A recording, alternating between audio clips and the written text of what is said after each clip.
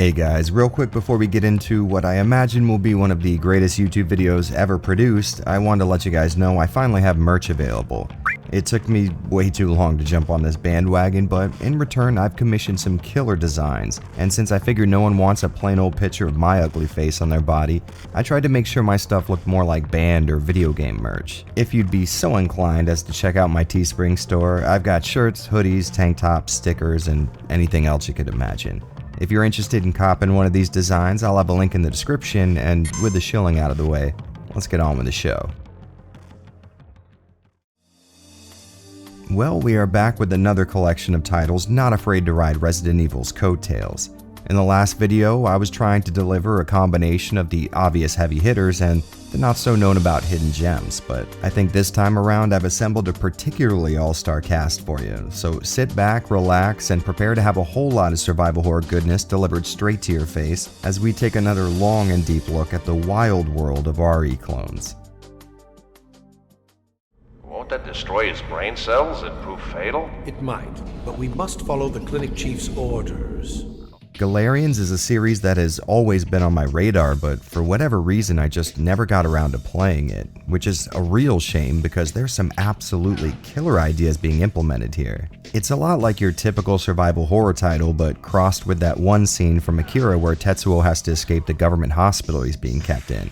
This style of the first entry in the series is just undeniably cool with this very anime-inspired dystopic future sort of vibe. The story has to do with your main character Rion suddenly waking up in some kind of sterile hospital-type setting with no knowledge of who he is or how he got there. As you might expect, the majority of the game is spent piecing together some answers to those questions, along with some new ones like who the hell is behind all this and how is it that someone keeps speaking to him telepathically. Voice again. Lilia? This futuristic setting and equally futuristic design style really lets Galerians stand out from the other RE clones we've covered so far, but the uniqueness goes a little deeper than just that. Mechanically speaking, there is a lot of other stuff stacked on top of that RE-style gameplay that makes this game feel more like its own thing than just a clone. For example, since Rion was experimented on and given these telekinetic powers, or however you would explain this, he needs to take certain drugs to keep his anger under control, to make sure he doesn't kill everyone around him, including himself. A pretty cool little mechanic that can actually be exploited to get out of tough situations. Then of course you need to refill the compounds that give him these abilities, and it's all done in a very appropriate way with a futuristic kind of handheld injector. Of course, these are just masks put over a traditional ammo and weapon system, but I really like it when devs find creative ways to shake up what we're used to and offer it to us in ways that feel new and fresh. The actual process of playing the game, however, can be very up and down.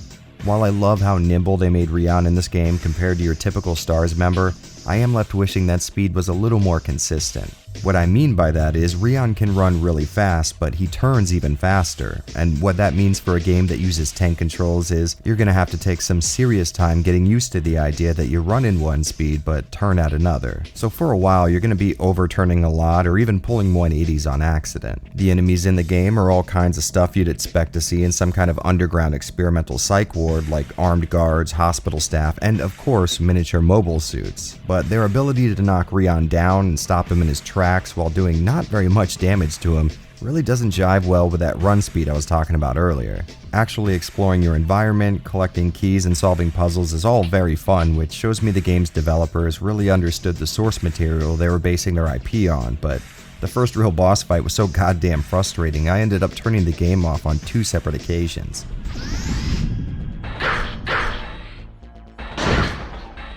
No joke, this guy here can kiss my ass. You can either outrun my character or use guaranteed damage dealing command grabs, but putting both traits in a single boss, well, that tells me maybe these guys weren't as talented as I first thought. Don't let that deter you though. He sucks an almost unbelievable amount, but the rest of the game I found to be incredibly refreshing. Not only is it nice seeing these RE clones start to step away from the whole modern day aesthetic, but the style this game brings just drips from every visible corner.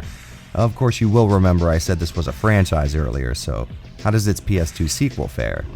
Do you really think that you can make me kill Lilia? What's this? Well, I would love to tell you the devs took what they learned from the first game and applied that to some killer RE clone action in the sequel, but sadly that is not the case here.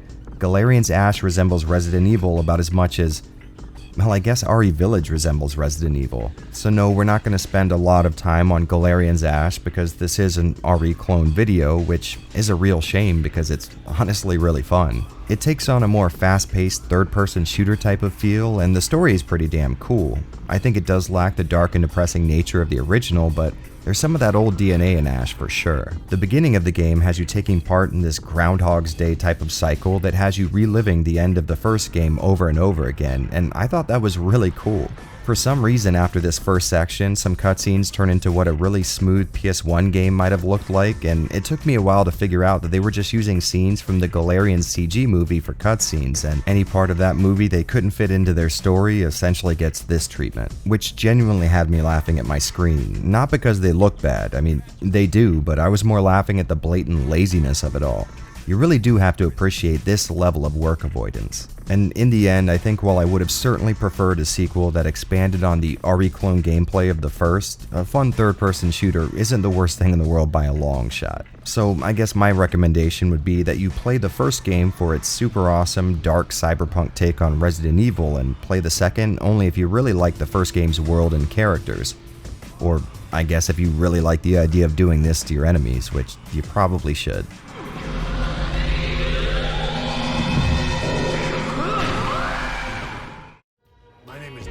I'm a detective. A detective? Really? Well, nice talking to you.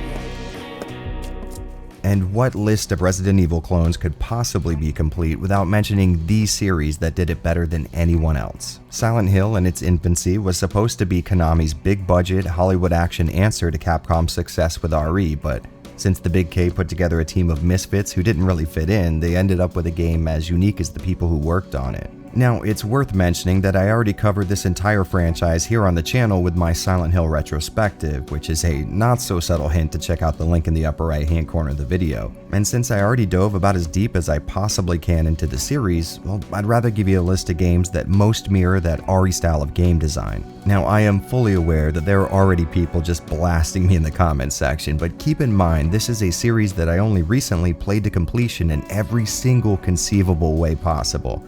I know these games, and I know Resident Evil. Trust me, this is the list.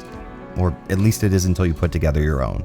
Herein lies the mother's womb, containing the power to create life. And of course we have to start with the first game, which was a landmark title. The goal was to mimic RE with this first attempt, but somehow along the way the team decided on a much more subtle approach to horror, dubbing their own spin on the survival horror genre psychological horror. And in my opinion, you really couldn't ask for a better situation. I mean, I do love it when other developers attempt to recreate Resident Evil's formula, but I like it even more when the series is used as an inspiration and something new springs up as a result. Silent Hill 1 was incredibly unique in the way that it made the player actively take a role in solving the mystery of its story, and believe me, finally uncovering it all is a damn satisfying thing. You gotta make sure to inspect every room and read every piece of text you come across because almost all of it plays into the overall narrative, and it's one you definitely want to see all of. Anyway, she's dead. I don't know why I think she's here. And moving on, we have the even more infamous Silent Hill 2. Although I myself tend to think this entry gets automatic nerd cred based solely on its subject matter, I've got to admit it is an incredibly refreshing playthrough. SH2 covers deep issues like depression, suicide, and the old, shall we say, struggle snuggle, which is exactly the kind of shit you did not see in games very often at the time. Thanks to this, I'm of two minds. On one hand, this was an amazingly detailed and refined experience that touched me in a deep and emotional way that not very many games have, but on the other, it drew in countless posers with active Tumblr accounts who would never play another entry in the series for as long as they live, but still won't refrain from letting you know that this is indeed the best entry, because I think we've all figured out by now that there is absolutely nothing more edgy than playing a game specifically and solely because it talks about a real-life mental issue that a majority of the fan base of this game has diagnosed themselves as having. All of that nonsense aside though, this really is one of the more sobering game stories you're likely to ever come across in your life, and I'm happy to say that even though I see the game as either being overrated or misunderstood a majority of the time, it still lives up to 99.9% of the hype.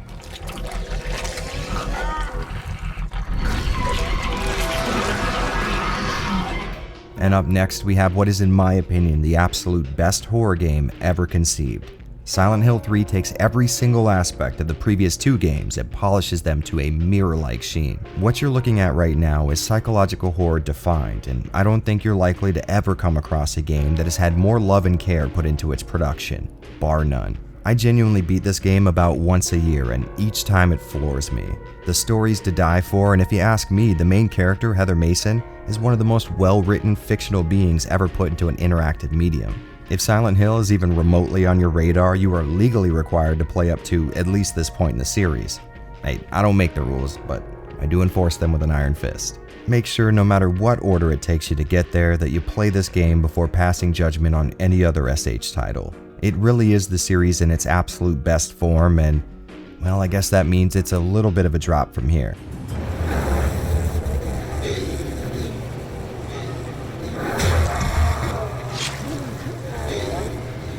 Silent Hill Origins had the bad luck of being released during Konami's famous "we'll let anyone with a condom and a motel key bed down our IPs" period. But even though nearly every SH title released post-4 can be described as being sort of terrible, Origins is most definitely the entry that most lives up to the original series, at least as far as gameplay is concerned. The layout will be familiar to fans of either RE or SH, and I'm happy to say that is the compliment it sounds like. As a matter of fact, if you're playing the PSP entry, you have in your hands right now the only game that even comes close to survival horror on the platform, minus obscure Aftermath. For its meager beginnings, this game manages to impress me every time I boot it up, and even though I don't like that the devs made transitioning to the other world something the player can opt into, I'd say it's the closest thing in the latter series to an actual SH game. Of course, there are plenty of Silent Hill titles to dive into, but these were the ones that most resemble the series' roots of cloning RE, and if you ask me, probably the highest quality games in the series anyways.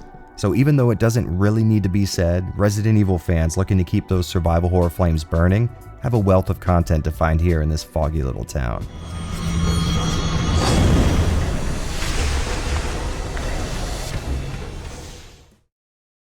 I lost my glasses.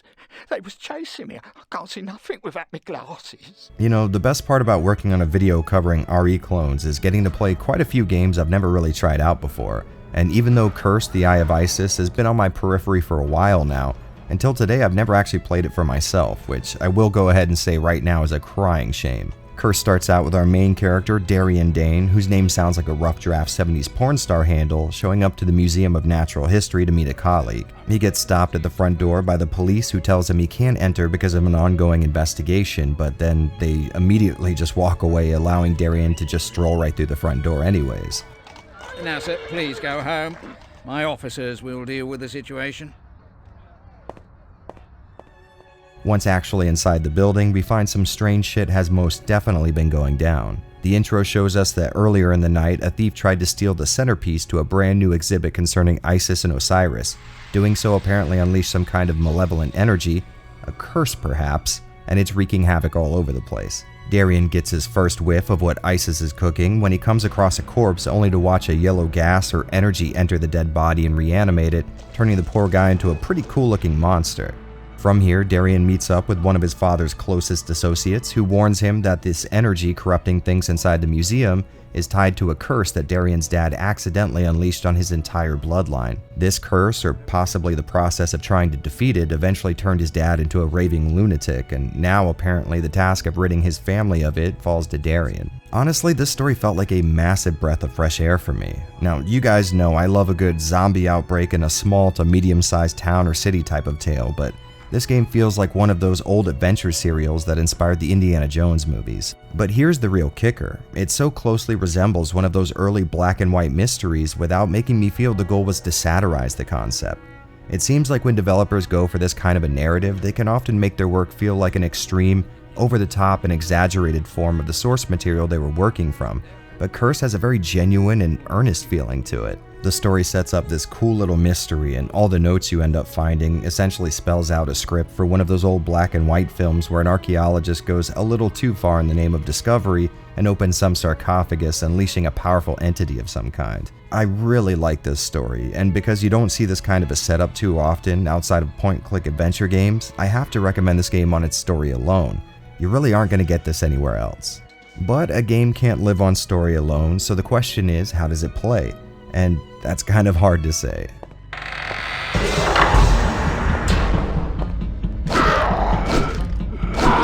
I won't lie, it's very clunky feeling, but it's a kind of clunkiness that genuinely works most of the time. Controlling your character feels relatively solid, but this is another one of those games that has rapidly switching fixed perspectives while opting for a 3D control style where the controls change along with Darien's orientation.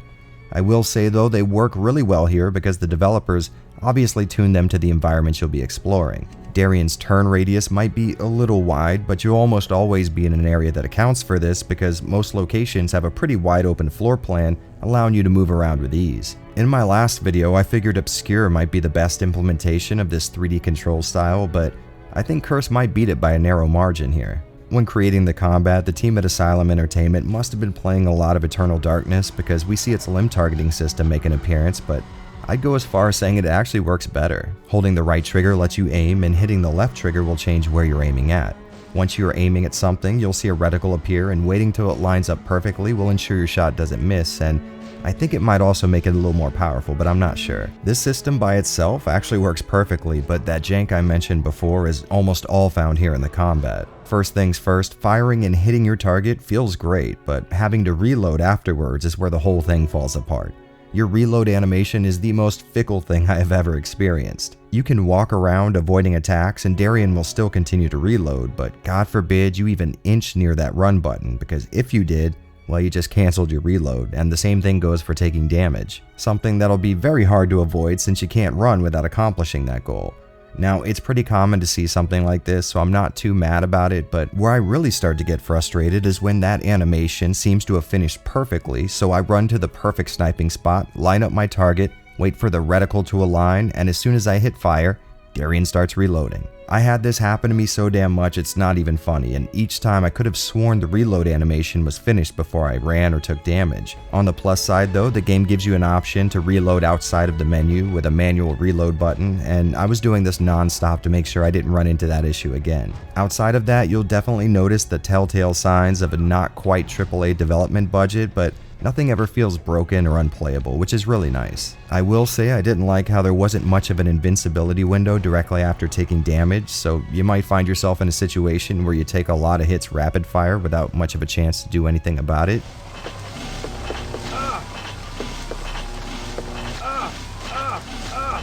But that only happened to me once. The aforementioned jank does make its way into the visuals, but again, not in any kind of way that'll bother anyone. Moments like this can be a little funny, and some rooms can be so insanely bright they actually wash out the game's colors and shading, but all that aside, I love the way this game looks. It pulls off this style that has your surroundings looking realistic enough that you feel like you're running around in the real world, but character models are stylized to a really cool degree, and I have to assume that the Time Splitter series served as a bit of inspiration because the resemblance is uncanny a lot of the time. If you ask me, this was a perfect look to go for. It matches the feel of the game perfectly and keeps things in this limbo between serious and cartoony, which, again, feels very accurate to the old mystery serials the game is essentially based on. While we here in the US got Curse on Xbox and PC, the Xbox version commands a pretty steep price nowadays.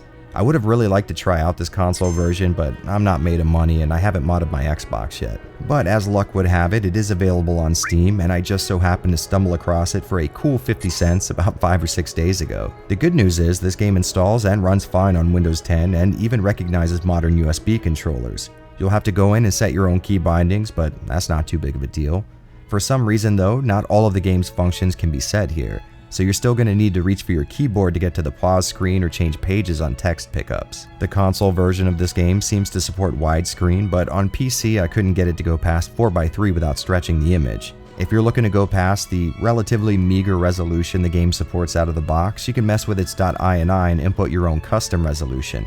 But keep in mind, you can't use the same 16:9 ones you're used to without making everything on screen really fat and distorted.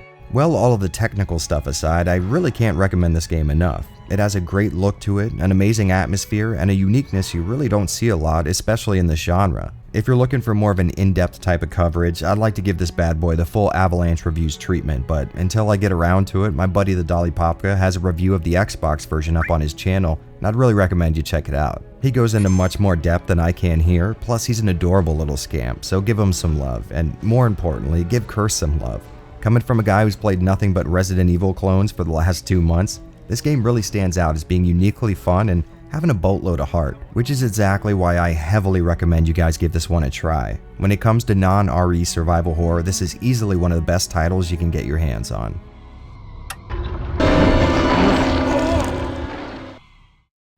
Hey, what happened? That bastard. Hey, get it together. What happened? In the last video, we took a look at Deep Fear, a Sega-produced RE clone that stuck pretty close to its inspiration, and today, we're doing the same exact thing. Carrier hit US Dreamcast at the start of the year 2000, quite literally a month before Capcom's Code Veronica had a chance to show DC owners how it's really done. And this is another game I've already covered here on the channel, so if you end up wanting a little more of an in-depth look, check out the card in the corner or the link in the description. Actually, my first experience with this game came from one of those Dreamcast demos that came with the official DC magazine, and even though it was noticeably rough around the edges, back then I was really excited to get my hands on a game that played like Resident Evil, but had the unique touch that only came from an outsider's interpretation of how the genre works. Well, a few years back, I finally played all the way through it, and, well, it was certainly something. Hey, stop! Are you crazy?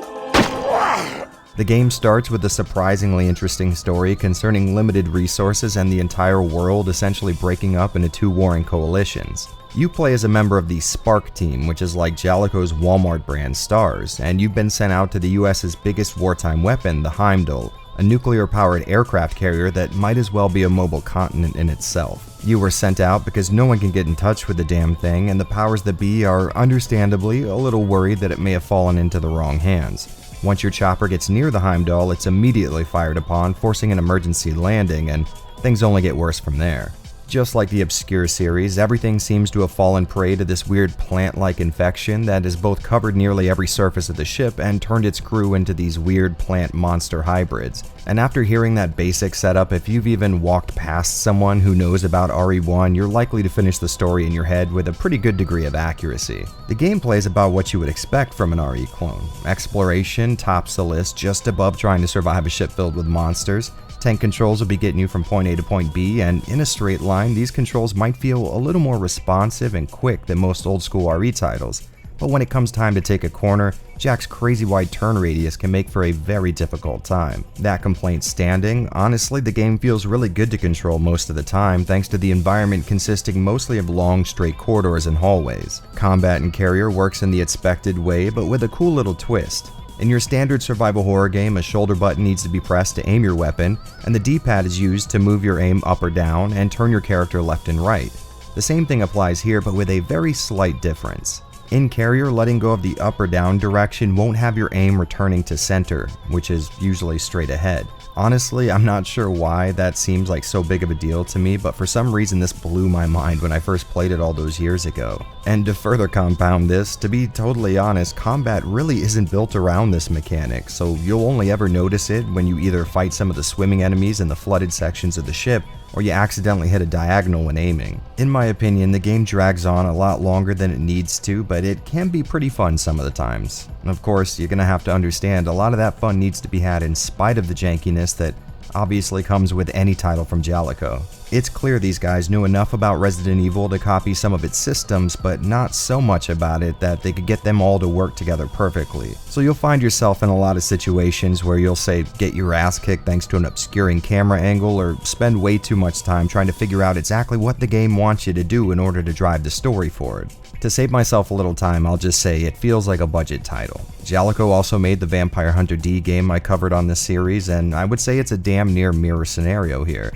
Great setup and technically speaking a good foundation, but a lot of the connecting material just isn't up to snuff. The backgrounds are fully 3D rendered, which means it can switch between your more traditional fixed camera angles and the moving perspective you see a lot more in these early 2000s survival horror clones, which you guys know I always get a kick out of. Credit where credit's due though, Carrier does a little more than most with a scanner item that lets you get a first-person view of your surroundings, although you'll probably notice the game slows to a crawl anytime you use it. As far as the general look of the game goes, you could be fooled into thinking it looks great if all you see are far-off shots or stills, but when the game zooms in for cutscenes or conversations, the veil starts to slip a little bit. I'd say Carrier looks exactly like what it is, a Dreamcast game. That console had the most recognizable 3D graphics and color palette I've ever seen, to the point where you almost instinctively know you're looking at a Dreamcast game just from a single still image that's zoomed in a lot, which is kind of funny in this sense. And that's because Carrier goes for this dark sort of horror movie look, but you'll often see that clash with the Dreamcast trademark bright and noticeable color palette. All that means nothing though. If there were one defining aspect that made Carrier stand out from the crowd, it would definitely be its legendarily bad English voice acting.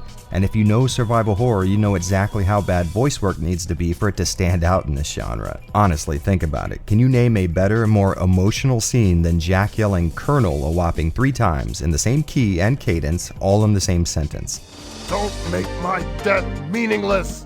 Colonel! Colonel! We're dealing with pure magic here. Carrier isn't exactly what I would call a must-play for people interested in Resident Evil lookalikes, but if you enjoy that classic look and design that defined the Dreamcast, and you need your survival horror fix, well, I'd suggest you play Code Veronica, but in a pinch, I'd say Carrier can certainly entertain. And that goes double if you're a fan of laughably bad English voice acting, which, let's be fair, if you're listening to my videos fairly often, you probably are. This is what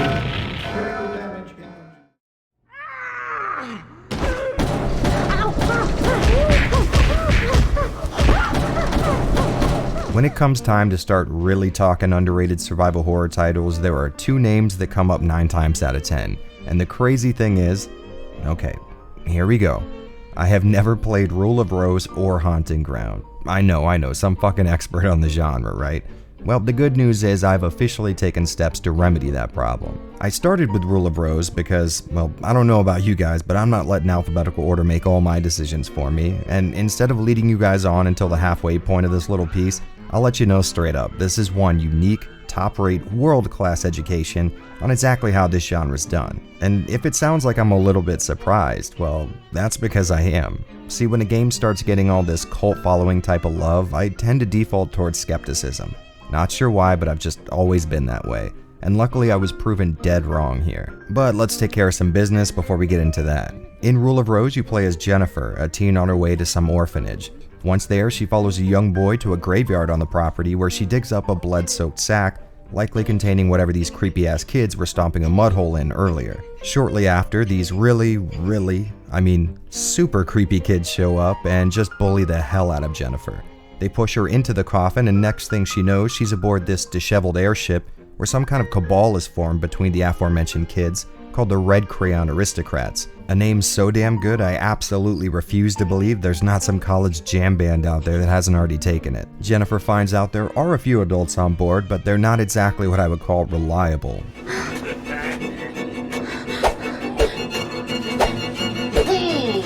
So she is essentially at the mercy of this kid-friendly form of the book Animal Farm, where she has to bring the group 1 gift a month in order to stay in its good graces. Now that's the general setup, but what you're not getting from this description is the pure, unadulterated weirdness of this game.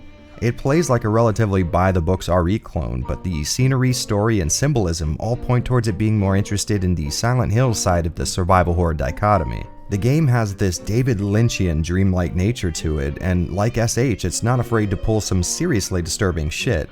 It's very, very hard to really describe, and I would wager that factored into me not really ever caring much for giving it a try based on recommendations alone. Like I said before, Rule of Rose sticks pretty close to RE in a lot of ways. The game is essentially one big point-and-click adventure game with more of the large environment opening up to the player once the right item is combined with the right door or puzzle, and in that sense it hits the ball out of the park. But don't let that fool you into thinking this is a cookie-cutter experience. The standout feature that makes this game stand out would be this mechanic by which you can find a little doggo friend and use him to find characters, locations, and items as long as you have something he can smell and form a scent to follow. This first portion of the airship pretty much leads you into discovering and rescuing this little guy, and before you get your hands on him, I gotta say this is a much tougher nut to crack, mostly because the in-game map is all but useless with it not marking locked doors, previously visited rooms, or really anything on it other than room names, which are useless to me. Something I would like to remind you both of its inspirations, RE and SH, nailed in the 90s. This first section of the game had me really struggling to find my way back to areas I was just in a few seconds ago because of how winding and convoluted the airship's design is. Honestly, at this point, I was ready to mark this whole thing down as a major flaw type of deal. But once you and Brown team up, a whole new element of the game opens up. The trace elements of the gameplay really start to flow after this, and it becomes really enjoyable. Once I wrapped my head around the scent tracking mechanic, I was zooming through this area, and now that I could reliably navigate it, the airship became a much more interesting place to explore. Now, anytime I received any kind of instruction, I went straight into my inventory and got to work on figuring out what item might lead me in the direction I wanted to go.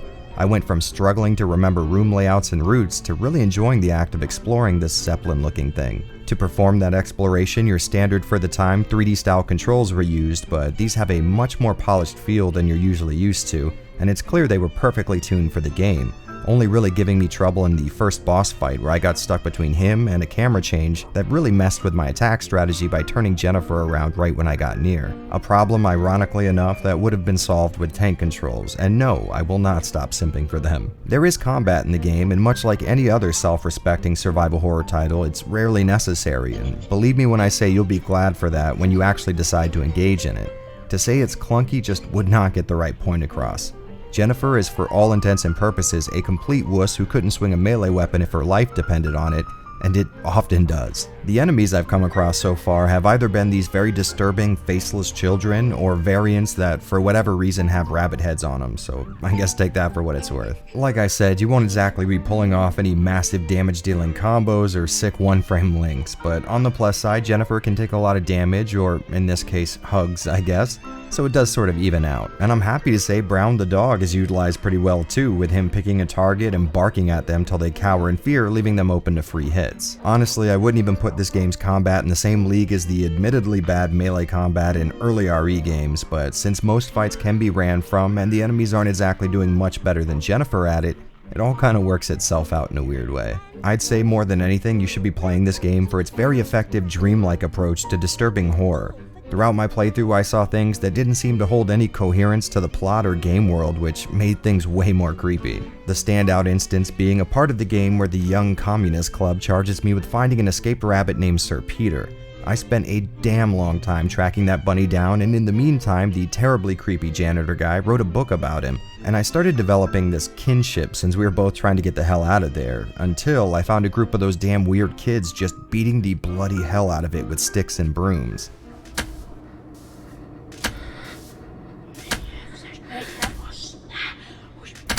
Like, how am I supposed to feel about this? Honestly, I would have been less disturbed had there been a human body in there and not a cute little rat that I was trying to track down. The soundtrack feels to be very much a part of the game's general time and setting, and by that I mean there's a lot of somber piano licks and sorrowful, almost weepy violins, and they perfectly match the game's setting and feel, but what was odd for me is the voice acting. Not that it's anything to write home about though, I mean, it's average at best, but it was kind of weird to me how little of it there was. Every one of the kids in the club have actual voices, but you only ever hear them during random interactions. The rest of the time you'll just hear a sound that relates to that kid's character trait. Talking to the sick girl only plays coughs while you read her dialogue, for example.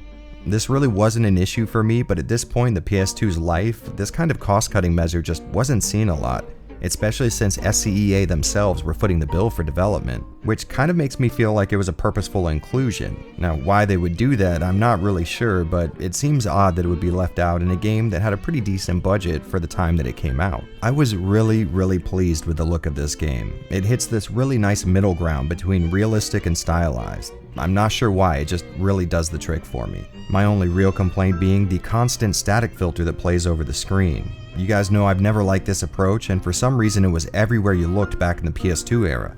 On the plus side, you can turn it down to 1, but A completely off option would have really improved what is an already great looking game. What really bothers me though is the fact that there are surely people out there who would crank this dial all the way to max and actually play the game that way.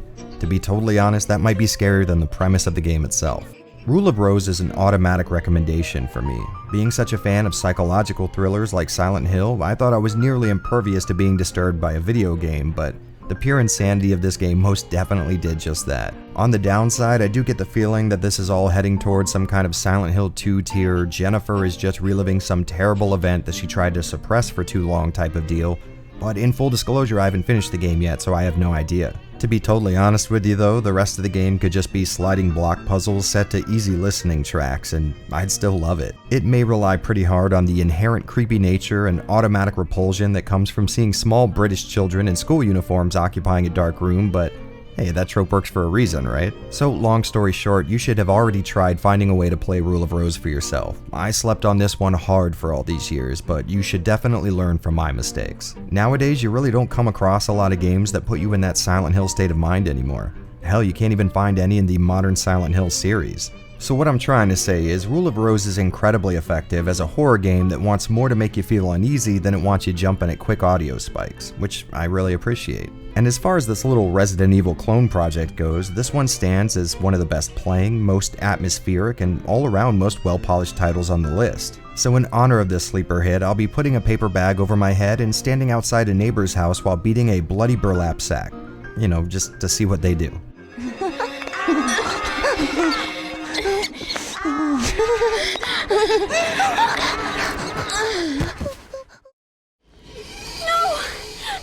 I can't believe it's Robert!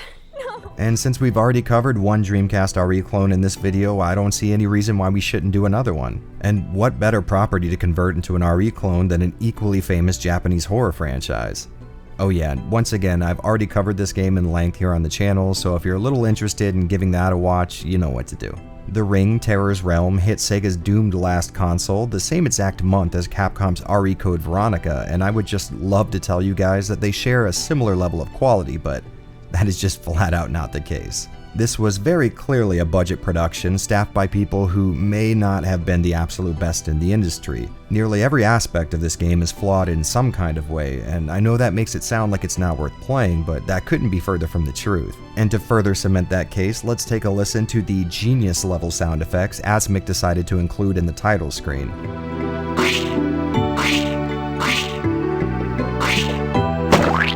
Ooh, that's that good jank. So you might be wondering to yourself, if I started this piece by telling you how flawed nearly every part of the game is, how the hell is this worth playing? Well, all of those flaws, or at least most of them, end up either being very interesting or just flat out laugh out loud funny.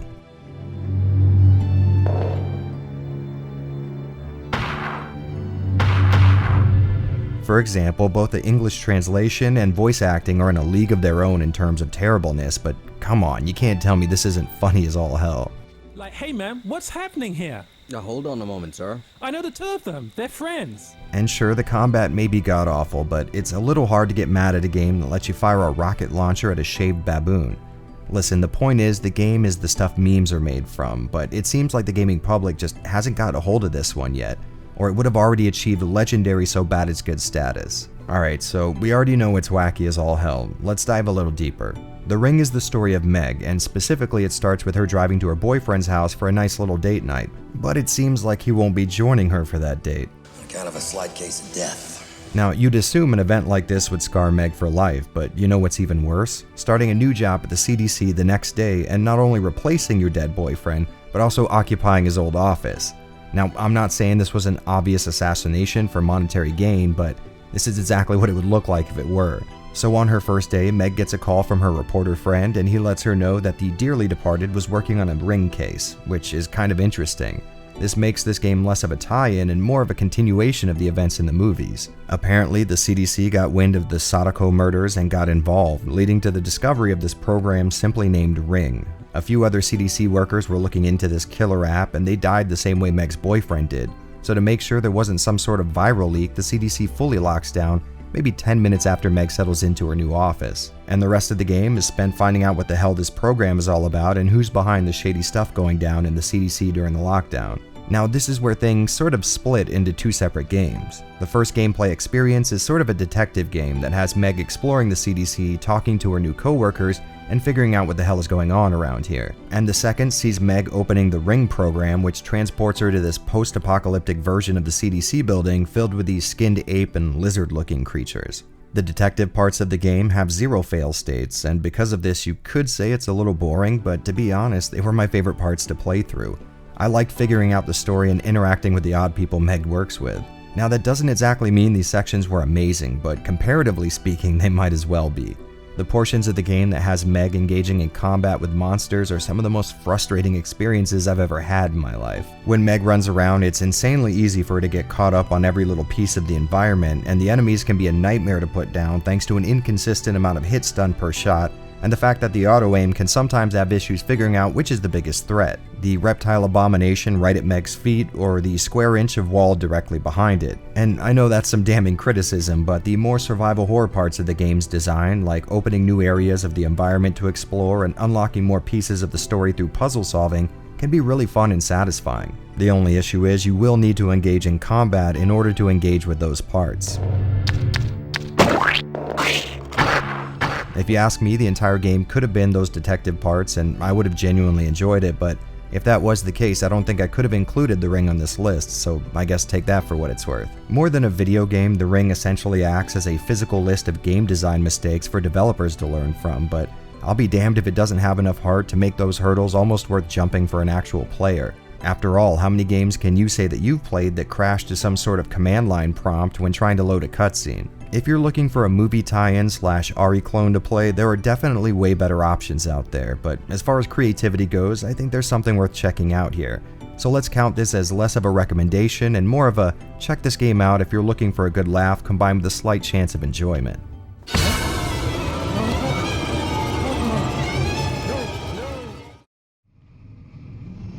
That thing's not gonna die unless I shoot it 2 or 3 times.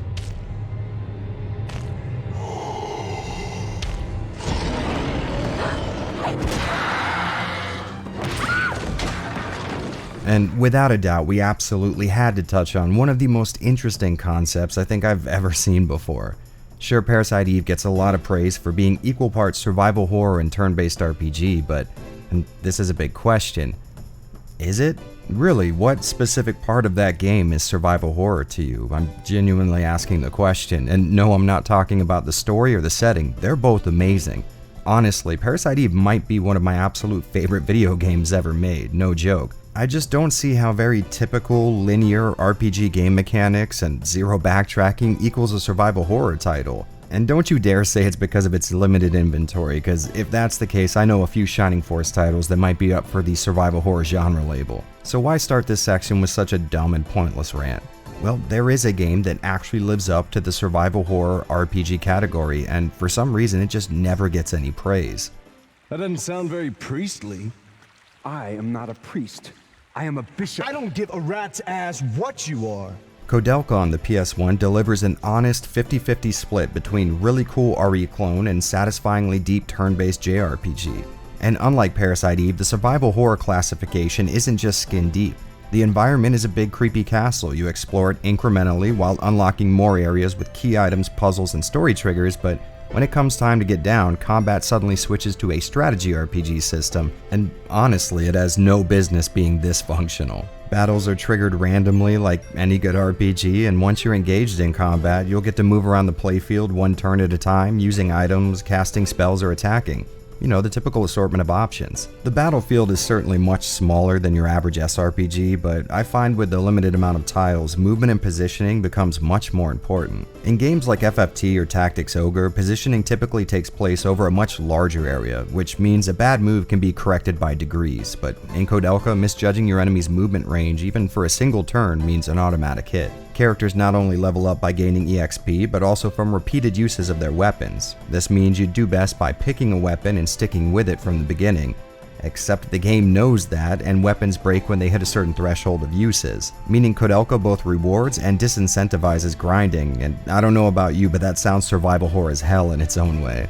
Outside of combat, you'll be doing all the familiar stuff you're used to, exploring beautifully rendered 2D backdrops, looking for a door that's locked, and hoping like hell you've already come across the key or item needed to unlock it. Controls surprisingly ditch the tank style the genre is known for, but in true Koudelka I don't want to do what everyone else is doing form, it replaces it with something we've all seen before but with a slight twist. Basically, it's just a 3D control style, but without an analog stick, so you'll be doing this all on the D-pad, which is not that strange, you just didn't see it in games with fixed perspectives like this. Outside of the downright impressive skill these guys showed by making such opposite mechanics exist in the same game organically, I'd say Koudelka deserves praise for its really good voice acting.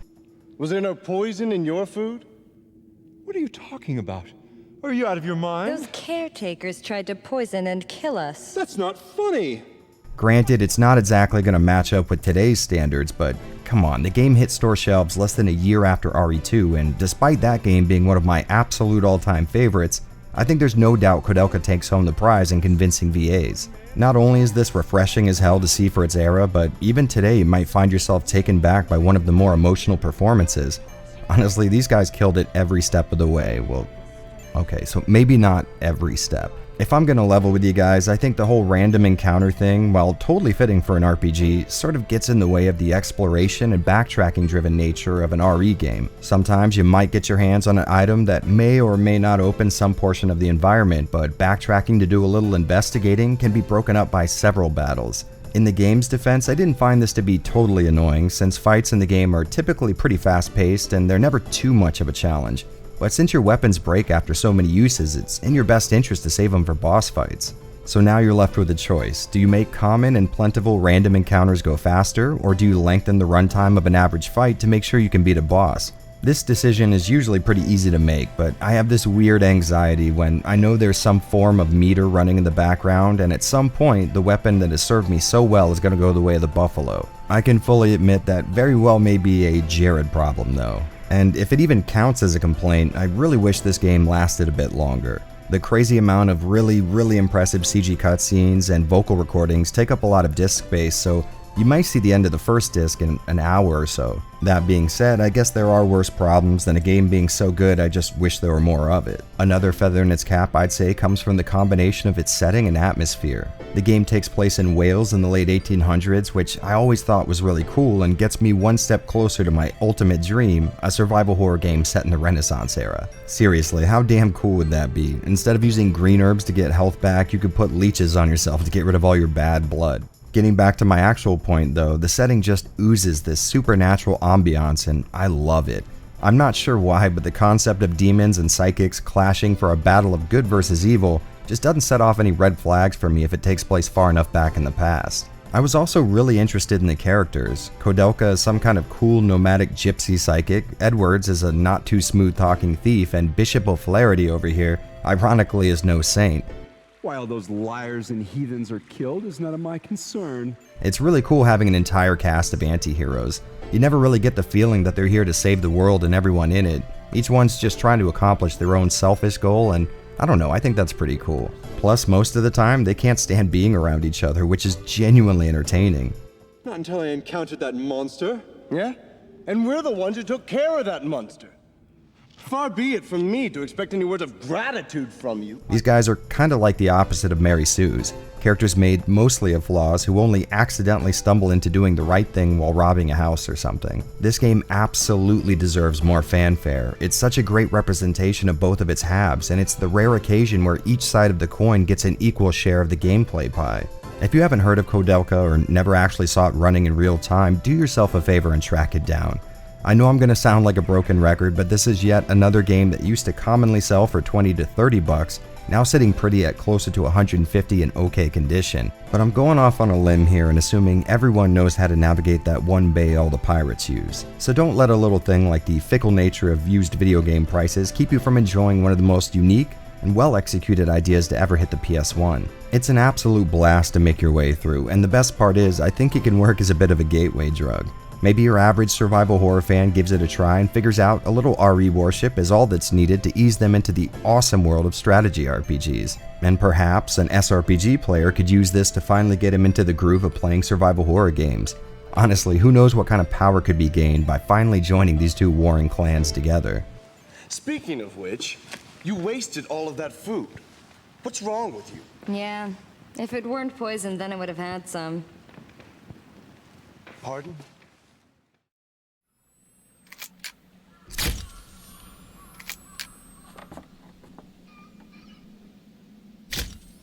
When it comes to games I've been asked to cover here on the channel, I would say the Fatal Frame series is by far one of the most common.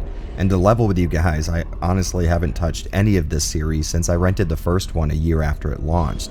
I remember really getting into it, but for whatever reason I never picked any of them up after that. Which in hindsight might be because I'm not much of a fan of Japanese horror. And yes, I know that sounds insane. I spend all of my time watching Japanese media and covering horror games on YouTube.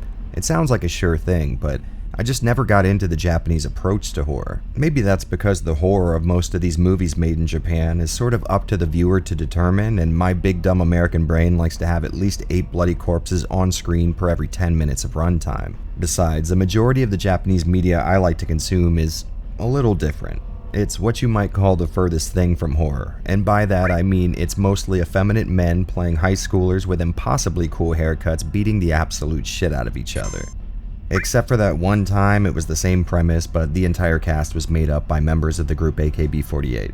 Don't judge me on that, I've admitted to way more embarrassing stuff on this channel. Well, either way, it's finally time to get back in the saddle and see what I've been missing out on. Now, I can't do a full rundown like you guys know I normally like to do, so you'll only be seeing the PS2 entries in this video.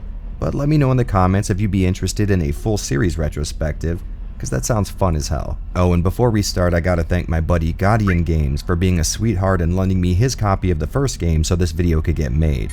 He streams here on YouTube, and the last I saw, he was working his way through all of the RE games up till Village is released. So I'd imagine if you like watching my streams, he might tickle your fancy as well. If you'd like to drop by and say thanks on my behalf, I'll have his channel linked in the description, and without further ado, let's take pictures of dead people.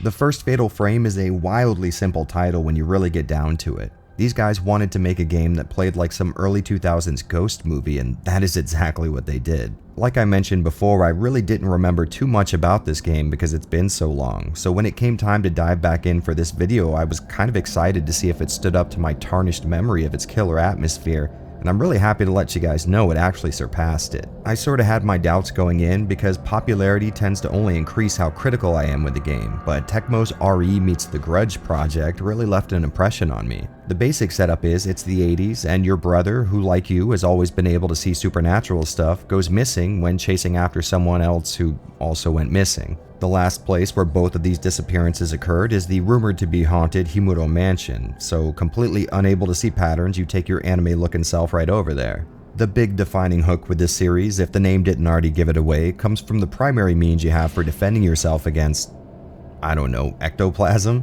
So you basically get your hands on a camera that can capture spirits, and now you know almost everything there is to know. Like I said before, and I do really want to emphasize this is not an insult, this is a simple game. You use the survival horror checklist to explore a big creepy estate while looking for usable items, keys, and MacGuffins to solve puzzles.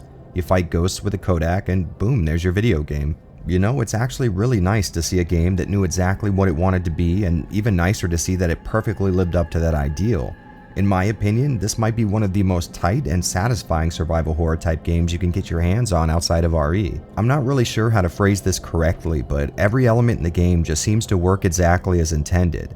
Now that doesn't mean it's without flaws, hell there's plenty of those, but all the things that matter either get executed correctly or are balanced by overachievements elsewhere. For example, your run speed is almost a joke. Really, the first hour or so had me repressing the square button because of the nearly imperceptible difference between running and walking. And when you are running, make sure to keep control of that analog stick because every little jutting handrail and background decoration will stop you in your tracks till you hit the right angle required to break away. Now, this isn't exactly something I would typically look for in a game, but Fatal Frame is almost built around these elements, it seems. Combat doesn't exactly require a lot of nimble movements, mostly just needing you to run in one straight line when a ghost gets too close and then turning on a dime and taking a snap with your camera. It's like they either complement each other or cancel each other out. Similarly, I really didn't like the film damage filter over the screen, but that filter really only shows up when an enemy is near, and most of the time the screen is amazingly clear and sharp. Again, an issue and its perfect complement. Although the odd motion blur that seems to be present in a lot of PS2 games still smears my screen to an uncomfortable degree depending on what's being displayed. If I had one single gripe with this awesome little RE clone, it would be that it sort of steps on its own toes in a way. See, the goal is clearly to scare me with these ghostly encounters, but it seems like the game pulls this trick so often that instead of watching cutscenes and appreciating them, I couldn't help but try to predict which corner of the screen was going to reveal the ghost and whether or not it'd be the old hands reaching out for you in the dark or the classic character's body obscures a ghost until that character moves, revealing the ghost was there the whole time. Because it relies so heavily on jump scares and uses them so often, it really doesn't take more than an hour or so till they start to lose their effectiveness. And the only reason this bothers me so much is because I really wanted it to scare me more. I actually kind of get into ghost stories and those cheesy ghost hunting shows that used to dominate the airwaves, so I was definitely ready to be spooked. I just wanted a more subtle touch, I guess. Oh, and this may be a little petty, but it kind of took me a while to get used to the genuinely disturbing stuff on screen and the sort of cute anime look to the characters. Once I did get right with it though, it really started to make sense in my brain and I learned to actually love it. In my opinion, Fatal Frame is indeed an amazing horror experience that really does invoke the best parts of early Resident Evil. Even though the subject matter couldn't be further from Capcom's seminal zombie shooter, it still does an amazing job at poking at those survival horror soft spots in my brain, which may cause a bit of an issue for part 2. With such a strong showing, seems to me the series could either continue in that awesome direction or totally shit the bed. I guess we'll find out which way the dice rolled in a second.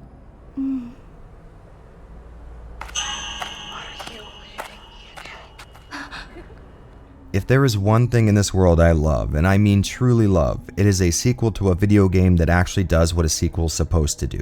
Carry over all of the elements that worked and improve on the ones that didn't. Seems like an obvious concept, but I think we all have a franchise in mind that hasn't gotten this memo. Fatal Frame 2 Crimson Butterfly feels like a perfect follow-up to the first game. All of the core elements that made me enjoy the first entry have been brought over, and you can really feel the hand of the developer in some small key areas. For example, look at this awesome transition into the menu. I mean, come on, it's so fitting. I'm actually a little mad they didn't think of this for the last game. And as another example, once you're actually in that menu, you'll find what I think may easily be the absolute best map in a video game, bar none. Not only do we have the ability to move around the map with a little cursor and icons for important stuff like locked doors and save points, but also a little thumbnail view of what the area you're selecting actually looks like as long as you've been there before. How in the hell is this not a standard feature in video games by now? Honestly, this was so insanely useful, especially since the explorable environment in Crimson Butterfly is larger and less densely laid out than the first game. While using that map to explore, you'll find nearly the same exact style of gameplay with almost no changes except for one improvement on an issue that bothered me in the last game. It seems like it's way harder to get caught up on environmental details now, and I welcome that with open arms. Combat still uses the camera obscura and flows in a similar fashion, but it doesn't seem as impactful and satisfying as the first game. I'm not really sure why, but I think it has something to do with sound and camera effects in the first being way punchier and providing more visual and audio feedback. The system is the exact same here in part 2, but for some reason I just didn't get that feeling of satisfaction after a fight. To balance this out though, we now get to face off with several ghosts at once, which really ramped up the difficulty in a way that provides a more intricate challenge, but not so much that the game becomes noticeably harder to play. The story's still your standard Fatal Frame deal. Two twins get stuck in an area where a great tragedy took place a long time ago, and because Shintoism was involved, apparently that guarantees a ghost infestation. Now, I would like to comment on that, but I have no idea how Shintoism works. And to be perfectly honest, I don't think most Japanese people do either outside of celebrating a few holidays. We still get all the expected symbolism and Japanese ghost story cliches, and again, they're awesome. In the first entry, I sort of got burnt out on the ghostly jump scares because they were so frequent, and I think this one does a great job of toning them down so each one feels a little more significant.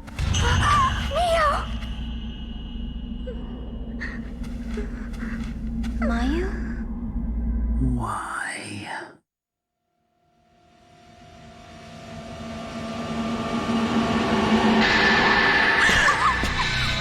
The game still combines harsh, realistic-looking locations with bright-eyed anime-looking characters, and it still looks great to me, and no, I cannot for the life of me figure out why that is. I had an issue with the first game covering the screen with a staticky, messy-looking, obscuring filter while using the camera, and I'm happy to say they fixed that issue here. The only problem being they just moved that static filter over to your normal view. So now instead of a clean, sharp picture most of the time, we kinda have to rely on the camera to get brief glimpses of what this game would have looked like if it were made in a time when developers weren't so scared of 480i that they smeared their games with terrible-looking filters that made sure no one got to see the edge of a single pixel ever.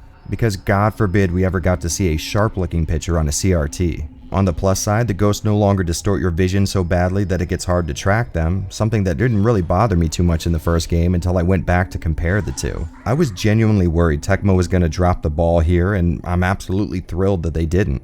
Fatal Frame 2 is a wonderful follow-up that seems to have really understood what people liked about the first one. Without a doubt, get this game in your collection, and if possible, play it right after the first one, so you can really appreciate all the work that went into subtly improving it over its predecessor.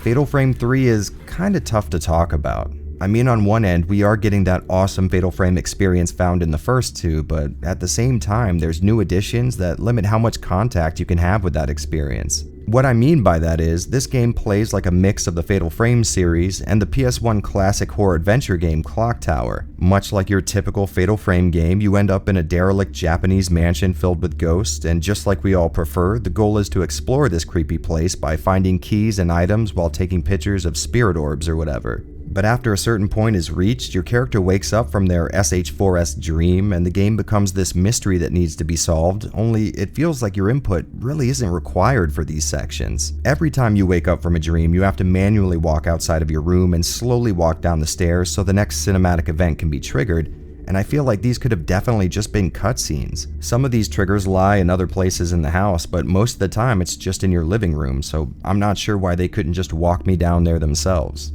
So the general loop goes like this. You get a little bit of time to explore this scary-ass Japanese castle, and things are good. It plays just like you'd want a survival horror game to play, and just as you progress into the next area, suddenly your character wakes up from a dream and things need to be done in the real world so you can get back to snapping selfies with poltergeists. And I want to be really clear, these real-world segments aren't bad or unfun. Like I said before, they really do remind me of playing Clock Tower on the PS1. But the only time you go to this section is when you have just achieved that high that comes from moving into a new area in a survival horror game, so it feels like this mystery-solving stuff is just a hurdle I have to jump before getting into the survival horror I was really enjoying. If the two competing halves of this game were two separate titles, I would have likely loved them both, but as it is, they only serve to mess with each other's pace. Now, I front-loaded that big complaint because I actually recommend you play Fatal Frame 3. The survival horror gameplay is done very well and the story is interesting as hell. The whole experience was a hell of a time, but that one flaw, I think, kept me from enjoying it as much as I could have otherwise. And since we're 3 titles deep by this point, I assume you guys know what to expect by now. So let's talk about things that have been changed or improved on and skip all the easy stuff.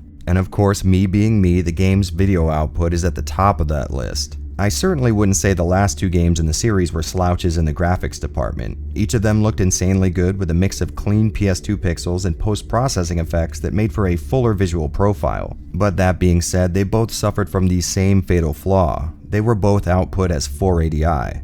Well, Fatal Frame won my heart right from the beginning when I checked out the settings screen and saw the option to enable progressive scan. I genuinely can't explain to you guys how much I would have given for a 480p option in the other titles. And just like it should be, the jump up in clarity and sharpness between 480i and 480p is flat out undeniable. On that same note, I really liked how they improved the flashlights effect on the environment. They're definitely still using a per vertex approach, but the vertices are so close together you might think it was per pixel. The inventory screen may have lost a little of that classic Japanese style it had in the previous games, but it still looks cool as all hell. Combat works just like it did before, and just like part 2, I still think the first game beats it in overall satisfaction and crunchiness, for lack of a better word. But they did add this really cool combo system where getting a 0 shot from waiting till the last second to attack will have you following up with a few extra hits if you hit the button at the right time. And this feels like the kind of steady and slow upwards evolution that I really like to see in a sequel. It makes the combat a little more fun and dynamic without fully changing the DNA that it got from its predecessor. The explorable environment is back to a tight and more enclosed design, and it feels great for it.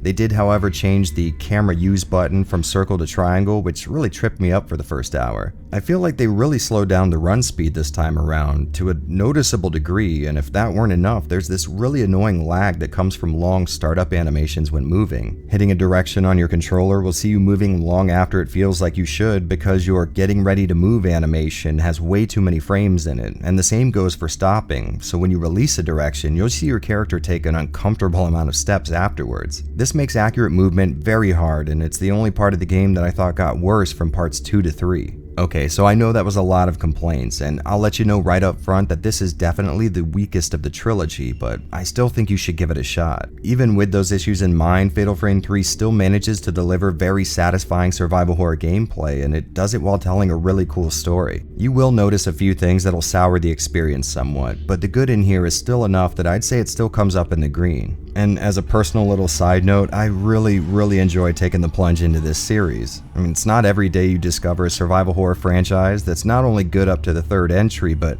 one you also haven't played before. So I guess keep your eyes open, because I'd love an excuse to grab all of these games, and I think we both know a full series retrospective is the best way to accomplish that goal.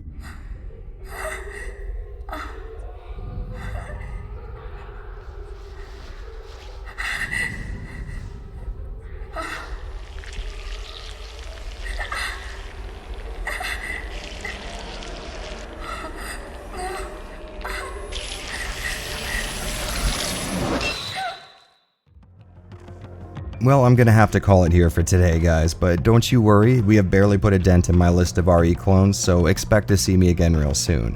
Until then, I just want to say I am floored by how much you guys are enjoying this project, and I hope to be able to keep earning that type of response. Well, anyways, I'll see all of you again next time, so stay safe, and play some damn Resident Evil clones. Well, if it isn't what I like to call the nice enough to watch my dumb videos to completion club. If you guys haven't yet, I'd appreciate you hitting that subscribe button, and if you like the idea of supporting future projects like this, I have a Patreon page just itching to meet you.